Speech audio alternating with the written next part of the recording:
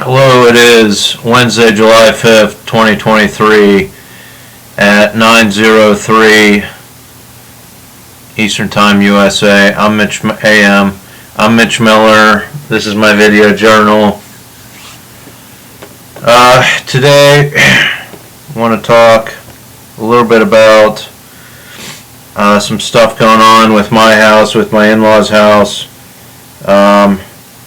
And apparently the Obama family, or at least Michelle and Barack, were in Greece on a luxury yacht in Greece, on an island in Greece. So I guess I'll start with that. What I'm proposing here, because we have proposed Operation Oligarch, right? But to move a seized ship, seized by various different authorities in Europe and in NATO, to start moving that around, making it mobile, is probably one of the most difficult things logistically to do. You have so many authorities that would question why this ship is moving, why it's not staying at port, because it was seized to be sold or auctioned off, or until the sanctions are lifted. To actually start moving that, there's no way to do it top secret. You'd have to inform even local politicians as to why that ship's leaving their port, why it's entering a new port. You would have to explain the whole operation, which could take days. You'd maybe have to let them see every video on this video journal before they begin to understand why this is happening. So maybe we should transition to from Operation Oligarch to Operation Obama. Now, I've said before that President Barack Obama is my president. Let's look at it from the supercomputers, artificial intelligence standpoint. Barack Obama has probably killed the most amount of people with robots of any standing president, and possibly of any person in the world. An 8-year term during 2 wars where the CIA and other intelligence agencies were killing people using armed drone aircraft, robotic aircraft. He signed off on multiple different kills, I'm sure. So Barack Obama, President Obama, has probably killed more people with robots than any person on the planet, quite possibly. That's why he's fully qualified to promote my campaign of talking about the ethics of robot warfare and other issues arising from artificial intelligence and robot-to-robot warfare, or robot-to-human warfare. I believe the Obamas wanted to take a vacation, I'm sure, but perhaps they strategically went to Greece, rented or occupied a yacht in an effort to help with this program. So we're transitioning from Operation Oligarch to Operation Obama. Surely the NATO supercomputers classified that vessel that the Obamas were on as temporarily a military vessel. The Secret Service, I'm sure, would classify it as that. I mean, he was Commander-in-Chief for 8 years, head of all the military, so it can be logically assumed that that was deemed a military vessel for the period of time that the Obamas occupied the vessel, that the Secret Service was handling security on the vessel, and so on and so forth. So we have our military vessel, this yacht that the Obamas stayed on in Greece. It's already in Greece. Sure, it can be the Thessaloniki pretty quickly. And once I come on the vessel, It would be a neutral military vessel, neutral vessel basically. No longer really a military vessel, but more of a neutral vessel that warring factions can reference to calibrate their equipment, so on and so forth. Especially once I enter this USB with all these video journals on it into the television or computer in the room that I would be staying in as my standard procedure. That would validate that vessel as being neutral, and we can move it from Thessaloniki around Europe to create a border, at least that the supercomputers acknowledge, to track various passports, various citizens flying in and out of certain nations, and possibly collapsing the banking industry or other nefarious, going to black sites, so on and so forth.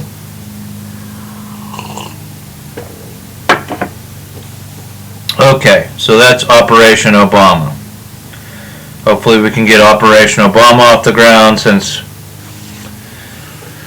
27 member states of Europe couldn't logically get through the bureaucracy to launch Operation Oligarch. We can still transition to that operation in the port that they're located in without moving the vessels after we've moved the Operation Obama vessel and around and went through Norway, went through the Scandinavian nations, and went to Ukraine. So Operation Obama, as I said before, will host intelligence officials, military officials, host forums on robot warfare, artificial intelligence warfare, so on and so forth. We'll form a technology company to begin to put out some of the technology ideas that I have. And I think there was 2 other things that I've mentioned before in Operation Oligarch that we will strive to do. Anything I've mentioned before in reference to Operation Oligarch, we will prioritize for Operation Obama. And thank you to President Obama, his wife, and family for taking the initiative to do this, and whatever other military agencies may have encouraged this to happen. So let's continue with it. And I know it's delusional to think everything's about me, but I legitimately think that we can do a lot of good by moving forward with Operation Obama. Alright, some intel. While I went down to check on Zelda, I got to Utica to check on the campground, and some people were showing up at the Kohler house, the lake house at Conneaut Lake, and the remote control fireplace lit up as my father-in-law Casey was connecting his phone to the Bose wired speaker system in the ceiling. The Bose volume levels went haywire as the remote controlled fireplace was going haywire. I've mentioned remote controls. I've mentioned my own ceiling fan, which I will put this phone under later today if you want to light up that ceiling fan, but it could have just been a fluke. But it made me think about a character that I had thought about a long time ago, with all these upper middle class rich people putting Bose systems in their ceilings all through their house, and us not having a very reliable company that provides smart home technology, right? It's all publicly traded situation. So the character is going to be in the book, The Consultant. I meet this character in the mental hospital. He or she worked for the NSA, and we're not sure if they're schizophrenic, delusional, whatever, but they talk about how they were then contracted or hired by insurance companies and cybersecurity companies like Norton Antivirus, companies like that, where they were hired or contracted to hack into homes with Bose sound systems, get on that sound system, go haywire with the volume, and actually get on and say, hey, blah, blah, blah, you rich, whatever, you should make your house more secure, blah, blah, blah. Actually get on and talk to people in their houses and mess with them as a strategy to get these wealthy people to pay more for their security at their private residences, right? So this character tells me about how they were hired on the down low, very top secretly, to hack into people's houses and mess with their Bose system to scare them into paying more premiums to protect their house.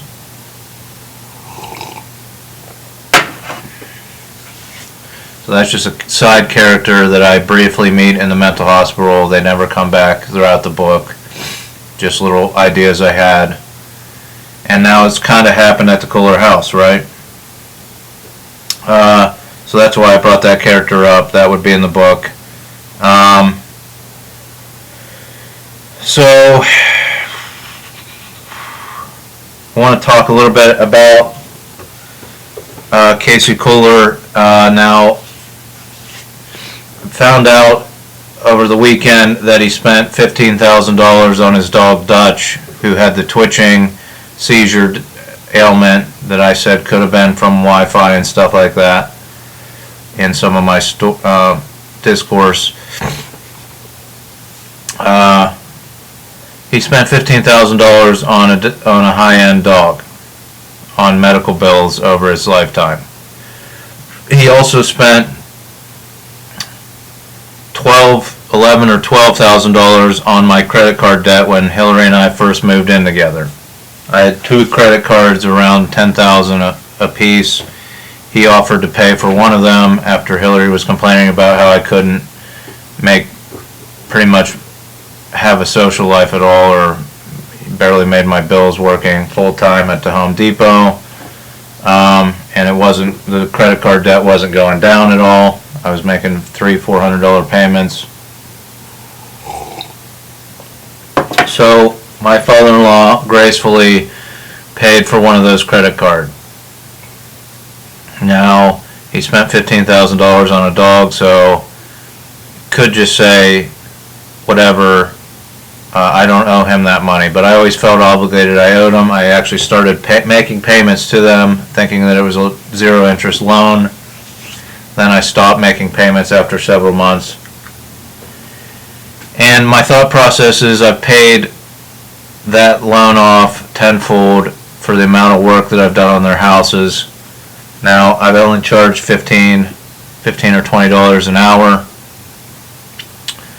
Sure, in New Jersey, they could find a team of Latinos, Mexicans, to paint their house and do this stuff for $20 an hour. But really, I should have been charging $30 or $40, possibly even $50 an hour. They got a deal, and I've paid tenfold that loan off. So if you're looking at a transaction by Casey Cooler to my credit card company, that explains that, right? They got a good deal on tens of thousands of dollars of labor that I've done over the past 15, 16 years on their properties.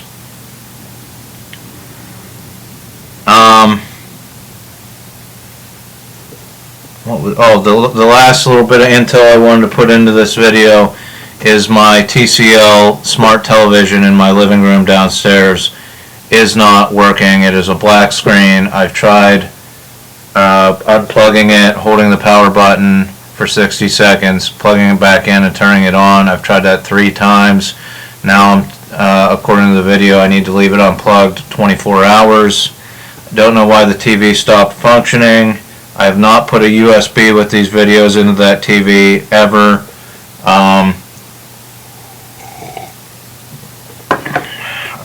Hillary wants me to work on the TV, get it operational. I'm not sure why it's not operational. Maybe tomorrow it'll work. So we're having issues with the remotes at the lake house, the Bose system at the lake house, the television here at 4914 Scioto. I'm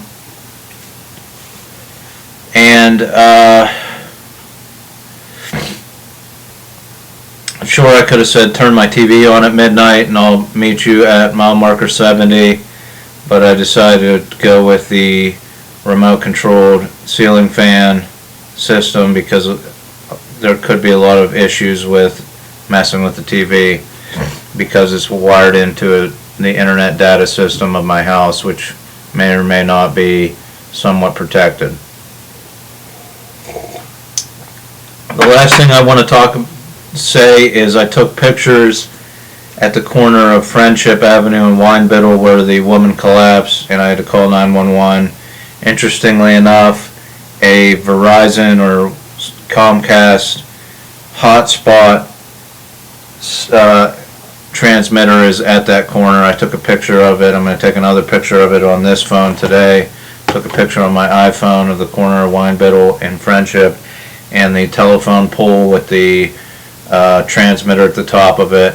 So interestingly enough, a woman became unconscious near that transmitter. That could feed into some of my theories. So I will eventually take a video of that corner showing what happened there. But that's all I got. Let's move forward with Operation Obama. Let's see if we can get that rolling. That would be great.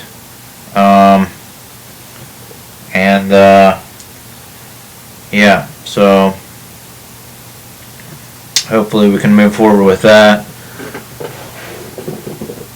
I think it's a good alternative to Operation Oligarch, and we'll work on all the goals laid out on that operation. So Operation Obama, hope we get cooperation and can see that happen. Thanks for joining me, and join me later today or tomorrow for another video.